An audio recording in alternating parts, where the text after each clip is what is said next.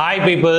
வணக்கம் சாமி. Yesterday and day before yesterday நம்ம தமிழ்நாடே பரபரப்பா போய்கிட்டு இருந்துச்சு. ஏன் பரபரப்பா போய்கிட்டு இருந்துச்சு அப்படிங்கிறது நான் சொல்லிதான் உங்களுக்கு தெரியணும் அப்படிங்கிற அவசியமே கிடையாது. Day before yesterday there was an issue and yesterday தமிழ்நாடோட பட்ஜெட்டை வந்து ரிலீஸ் பண்ணாங்க and ரிலீஸ் பண்ணதுக்கு அப்புறம் நிறைய ஷாக்கிங்கான நியூஸ் எல்லாமே வந்துருச்சு. பிளஸ் இந்த கவர்மெண்ட் AI அப்படிங்கிற ஒன்ல நிறைய இனோவேஷன்ஸ் பண்றதுக்காண்டி நிறைய இன்வெஸ்ட்மெண்ட் பண்றதுக்கு ரெடியா இருக்காங்க and அது போக மல்டிபிள் இன்வெஸ்ட்மெண்ட்ஸ் பண்றதுக்கு மல்டிபிளா நம்மளுடைய ஜிடிபி எப்படி growth பண்ணி கொண்டு போகலாம் அப்படிங்கிறதுக்கான நிறைய இன்வெஸ்ட்மெண்ட் பண்றதுக்கு பிளான் பண்ணிட்டு இருக்காங்க. சோ அது எல்லாத்தையும் நம்ம கால்குலேட் பண்ணி பார்க்கும்போது எனக்கு வந்து தமிழ்நாடு வந்து ஒரு முன்னேற்ற பார்வை நோக்கி போய்கிட்டு இருக்கு அப்படிங்கிற மாதிரி தோணுது. அண்ட் இதுல என்னோட நீஷ் ஏஐ அப்படிங்கறதுனால ஏஐல அவங்க எந்த அளவுக்கு கான்சென்ட்ரேட் பண்ணி எந்த அளவுக்கு இன்வெஸ்ட்மெண்ட் பண்றதுக்கு ரெடியா இருக்காங்க அப்படிங்கறத எக்ஸ்பிளைன் பண்ணி உங்ககிட்ட ஒரு இன்ஃபர்மேஷனா கொடுக்கலாம் அப்படின்னு நினைக்கிறேன். சோ இந்த 2026-2027 பட்ஜெட்ல மொத்தமா தமிழ்நாடு கவர்மெண்ட் இன்வெஸ்ட் பண்ற பர்டிகுலர் அமௌண்ட் வந்து 2,98,892 crore வந்து இன்வெஸ்ட் பண்றாங்க.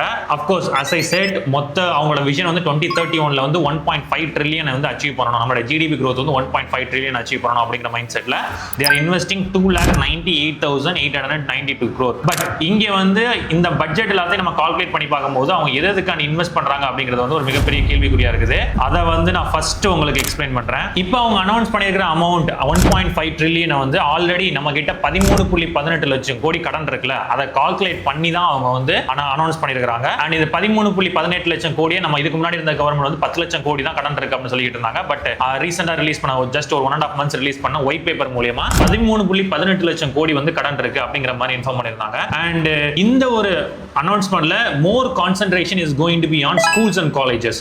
ஸோ ஸ்கூல்ஸ் வந்து மாடர்னைஸ் பண்ணணும், ஸ்கூல்ஸ்ல வந்து டெக்னாலஜிக்கல் வந்து இன்வெஸ்ட்மெண்ட்ஸ் வந்து அதிகம் பண்ணணும். அண்ட் ஸ்கூல்ஸ்ல இருக்க டீச்சர்ஸுக்கு காலேஜ்ல இருக்க ப்ரொஃபசர்ஸ் எல்லாருக்கும் நம்ம ட்ரைனிங் கொடுத்து அவங்கள வந்து மேலே கொண்டு வரணும். அப்படின்னா தான் நம்மளுடைய கல்வியோட தரம் வந்து அதிகமாகும் அப்படிங்கிறதுனால ஸ்கூல்ஸ் அண்ட் காலேஜ்ல வந்து இன்வெஸ்ட் பண்றதுக்கு அதிகமா இனிஷியேட்டிவ் எடுத்துக்கிறாங்க இந்த கவர்மெண்ட். இப்போ இதுல இருக்கிற ஒரு மிகப்பெரிய பிரச்சனை என்ன அப்படின்னா ஸ்கூல் மாடர்னைசேஷன் அப்படின்னு சொல்லியிருந்தல, அதுல வந்து அவங்க 300 கோடி ரூபாய் இன்வெஸ்ட் பண்றதுக்கு ரெடியா இருக்காங்க ஸ்கூல் மாடர்னைசேஷன் பண்றதுக்கு மட்டும். இது மூலமா மொத்தம் எத்தனை ஸ்கூல்ஸ் வந்து மாடர்னைஸ் பண்ண போறாங்க அப்படின்னா 3,734 ஸ்கூல்ஸ் வந்து மாடர்னைஸ் பண்ண போறதா சொல்லிட்டு இருக்காங்க. அண்ட் அதுக்கப்புறம் வந்து சூப்பரான ஹைஜீனான கேம்பஸ் எல்லாமே காலேஜஸ்ல உருவாக்கும் அப்படின்னு சொல்லிட்டு அதுக்கு ஒரு 139 கோடி ரூபாய் இருக்காங்க. And the most important thing, அவங்க டிவிகே கவர்மெண்ட் வர்றதுக்கு முன்னாடி ஒரு ப்ராமிஸ் ஒன்று மேக் பண்ணிருந்தாங்க. அதாவது பிறக்க போற குழந்தைங்க எல்லாருக்கும் நாங்க வந்து தாய் மாமன் முறையில வந்து ஒரு ரிங் போடுவோம் அப்படிங்கிற மாதிரி சொல்லியிருந்தாங்க. சோ அதுக்காண்டி அந்த ஸ்கீம் ஆரம்பிக்கிறதுக்கு 700 கோடி ரூபாய் வந்து ஒதுக்கி இருக்காங்க. இது அவ்வளவு முக்கியமா என்னன்னு எனக்கு தெரியல, அதை நீங்களே சொல்லுங்க. சரிங்க ப்ரோ, ஏஐக்குன்னு ஏதாவது ஸ்பெசிஃபிக்கா உருவாக்கி இருக்காங்களா அப்படின்னு கேட்டீங்கன்னா ஏஐக்குன்னு ஸ்பெசிஃபிக்கா அவங்களோட இன்வெஸ்ட்மெண்ட்ஸ் பத்தி எதுவுமே ரிவீல் பண்ணவே இல்லை. நம்ம Periyar institute of emerging technology இருக்குல்ல, அதுல வந்து new specialised university AI and quantum computing, biotech, climate techs, space techs, cyber security அப்படிங்கிறதுக்கு ஏற்ற மாதிரி டிஃப்ரெண்டா வந்து ஏஐக்குன்னு ஸ்பெஷலைஸ்டா அவங்க வந்து டிபார்ட்மெண்ட்ஸ் உருவாக்க போறதா சொல்லியிருக்காங்க. பிளஸ் வந்து ஏஐ சிட்டி ஒன்று உருவாக்க போறோம், position as India's first complete AI city. ஏன்னா இந்தியாவில் வந்து ஏஐக்குன்னு சிட்டிஸ் எதுவுமே உருவாக்கல. இப்போ நிறைய கூகுள் அண்ட் மற்ற பெரிய பெரிய கம்பெனிஸ் எல்லாமே வந்து பாம்பே அண்ட் ஹைதராபாத், மகாராஷ்டிரா இதெல்லாம் வந்து இன்வெஸ்ட் பண்ணிட்டு இருக்காங்க. தமிழ்நாட்டில் எந்த பெரிய கம்பெனியுமே இன்வெஸ்ட் பண்ணல.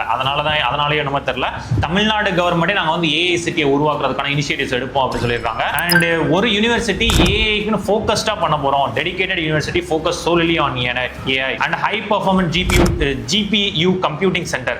அதாவது கம்ப்யூட்டிங் சென்டர் ஒன்று உருவாக்கும், அதுல வந்து ஹை பர்ஃபார்மிங் இன்டர்நெட் இருக்கிற ஹை பர்ஃபார்மிங் பெர்ஃபார்மன்ஸ் இருக்கிற நிறைய கம்ப்யூட்டர்ஸ் வந்து உருவாக்குவோம் அப்படிங்கிற மாதிரியும், அதே மாதிரி இந்த கம்ப்யூட்டர்ஸ் எல்லாத்தையும் எப்படி யூஸ் பண்றது, அதுக்கு ஏற்ற மாதிரி ஸ்கில்ஸையும் டெவலப் பண்றதுக்கு ட்ரைனிங் கொடுக்க ஆரம்பிப்போம், ஸ்கூல் ஸ்டூடெண்ட்ஸ், காலேஜ் ஸ்டூடெண்ட்ஸ்க்கு ட்ரைனிங் கொடுக்க ஆரம்பிப்போம் அப்படிங்கிற மாதிரி சொல்றாங்க. which is actually my part. என்னோட நீஷோட வந்து ரொம்ப கனெக்ட் ஆகுது. இப்போ நிறைய பேருக்கு ஒரு மிகப்பெரிய கேள்வி என்ன அப்படின்னா, இந்த இன்வெஸ்ட்மெண்ட் எல்லாம் எதுக்கெல்லாம் இன்வெஸ்ட் பண்றாங்க அப்படிங்கிற மாதிரி கேட்டுக்கிட்டே இருந்தீங்க. ஆக்சுவலா ஸ்கூல் அண்ட் எஜுகேஷனுக்கு நான் முன்னாடியே சொன்னது மாதிரி 48,534 கோடி வந்து இன்வெஸ்ட் பண்றதுக்கு ரெடியா இருக்காங்க. அண்ட் நிறைய பேர் வந்து இதைத்தான் அப்படியே பார்த்துட்டு ஏஐ இன்வெஸ்ட் பண்றதா அப்படிங்கிற மாதிரி எங்கிட்ட வந்து மெசேஜ் கேட்டுக்கிட்டு இருந்தாங்க. ஆக்சுவலா 48,000 கோடி வந்து ஸ்கூல்ஸுக்கு காலேஜஸ்க்கு இன்வெஸ்ட் பண்றாங்களே தவிர ஏஐக்கு ஸ்பெசிஃபிக்கா இன்வெஸ்ட் பண்ணல. So and municipal and affair water சப்ளைக்கு வந்து 28,000 கோடி, ரூரல் டெவலப்மெண்ட் வந்து 28 crores, ஹெல்த் அண்ட் ஃபேமிலி வெல்ஃபேருக்கு வந்து 22 crores இன்வெஸ்ட் பண்றாங்க, எனர்ஜிக்கு 18,000 crores, ஹைவே அண்ட் மைனர் போர்ட்ஸ்க்கு வந்துட்டு 21,132 crores இன்வெஸ்ட் பண்றாங்க. ஸோ இந்த மாதிரி டிஃப்ரெண்ட் பிளாட்ஃபார்ம்ஸ்க்கு எல்லாத்துக்கும் வந்து டிஃப்ரெண்ட் crores இன்வெஸ்ட் பண்றாங்க. அண்ட் ரொம்ப கம்மியான இன்வெஸ்ட்மெண்ட் யாருக்கு பண்றாங்க அப்படின்னா ஐடி அண்ட் டிஜிட்டல் சர்வீசஸ் தான். என்ன ப்ரோ ஏஐக்கு அதிகமாக ஸ்பெசிஃபிகேஷன் இந்த பட்ஜெட்ல கொடுத்தா சொன்னீங்களே, அப்புறம் ஏன் வந்து ரொம்ப கம்மியா இன்வெஸ்ட் பண்றாங்க அப்படின்னு கேட்கலாம். ஆக்சுவலா ஐடி கம்பெனிஸ் ஆல்ரெடி இருக்கிற ஐடி கம்பெனிஸ் அண்ட் இன்னும் கொஞ்சம் கம்பெனிஸ் உருவாக்குறதுக்கான டிஜிட்டல் சர்வீஸ் எல்லாம் உருவாக்குறதுக்கு வந்து நாம வந்து இன்வெஸ்ட் பண்ணுற அவசியம் கிடையாது, வெளிநாடு கம்பெனி தான் இன்வெஸ்ட் பண்ணணும் அதிகமா. ஸோ அதனால நம்ம சைட்ல இருந்து கம்மியான இன்வெஸ்ட்மெண்ட் போகும்.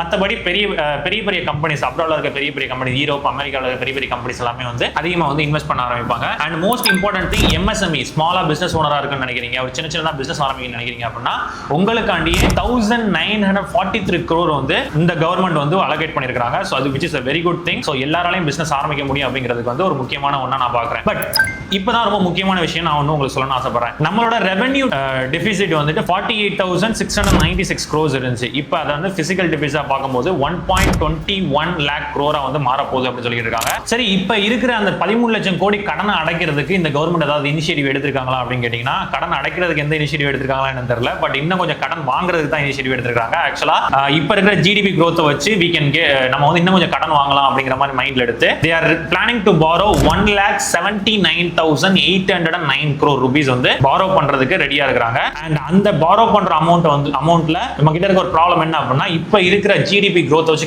கால்குலேட் பண்ணும்போது we can only borrow 1,19,000 crore தான் borrow பண்ண முடியும். பட் இந்த கவர்மெண்ட் வந்து 1,79,000 crore வந்து borrow பண்றதுக்கு பிளான் பண்ணிட்டு இருக்காங்க. சரி, இதை borrow பண்ண முடியுமா அப்படிங்கிறீங்கன்னா எனக்கு அது எப்படி ஒர்க் அவுட் ஆக போகுதுன்னு தெரியல. ஸோ மெயினா தமிழ்நாடு கவர்மெண்ட் வந்து அவங்களுடைய அறிக்கையில சொன்னதுபடி அவங்க வந்து ஏஐ யூனிவர்சிட்டி ஆரம்பிக்கணும்னு ஆசைப்படுறாங்க. ஏஐல வந்துட்டு மல்டிபிள் இன்ஃப்ராஸ்ட்ரக்சர் பண்ணணும், ஏஐல வந்து ஒரு சிட்டி கிரியேட் பண்ணணும் அப்படிங்கிற மாதிரி எல்லாம் ஆசைப்பட்டதுனால அந்த ஆசைக்கு ஏற்ற மாதிரி அவங்களால இப்போ இன்வெஸ்ட் பண்ண முடியுமா அப்படிங்கிறீங்கன்னா டெஃபினட்டா வந்து கண்டிப்பா இன்வெஸ்ட் பண்ணவே முடியாது.